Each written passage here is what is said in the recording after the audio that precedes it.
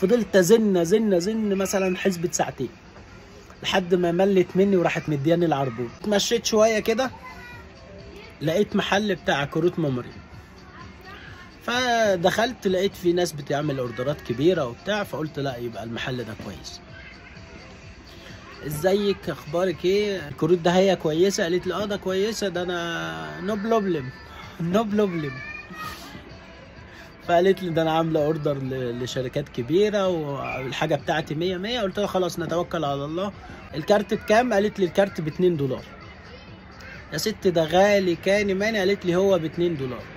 قلت لها خلاص ماشي. عملت معاها اوردر 1000 كارت بال$2000 اللي كانوا معايا. بطلع لها الفلوس بقول لها خدي. قالت لي لا انا ما باخدش دولار. ده انا مش معايا غير دولار. قالت لي لا ماليش دعوه، في ناس بتبدل تحت، انا عايزه الفلوس يوان. قلت لها خلاص ما فيش مشاكل.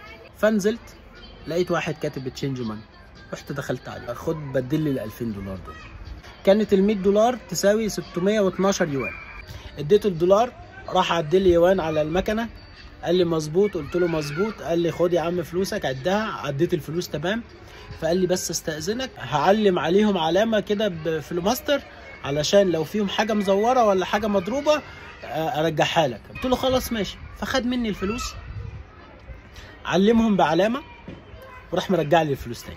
خدت الفلوس زي ما هم بقفله ايدي كده ورحت طالع على المحل بتاع ايه كروت الميموري. دخلت حطت بنت الفلوس على المكنه. قالت لي دول ناقصين 1500.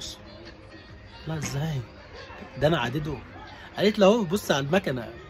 فحطيتهم على المكنه الفلوس ناقصه 1500. فمستغرب انا مش عارف ازاي لما انا عدد الفلوس. قالت لي اهو عد على المكنه. رحت مسكت الفلوس عديتها بايدي الفلوس ناقصه. فقلت لها معلش خلي حد يجي معايا اروح للراجل دوت. قالت لي ماشي. بعتت جوزها معايا. نزلنا على الراجل اللي هو ايه بيغير الفلوس ده. انا نزلت اقسم بالله مسكت فيه وهو بالشتايم بالعربي هات فلوسي يا ابني كذا وكذا. هوب قال لي استنى اهدى. راح فتح الدرج وراح مديني فلوسي.